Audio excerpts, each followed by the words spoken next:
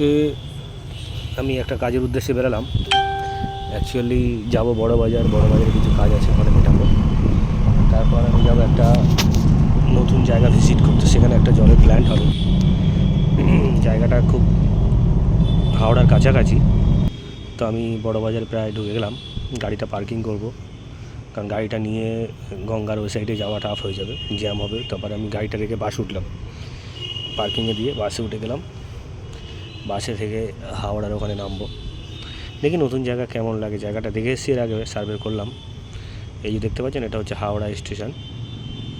হাওড়া থেকে বাসেই যাচ্ছি, তারপর ওখানে নামবো। নেমে দাদা ওখানে বাইক নিয়ে আসবে বললো, বাইকটা নিয়ে আসবে। আবার বাইক নিয়ে ওখানে ওয়েট করছি তাদের জন্য, দেখি উনি কখন আসে।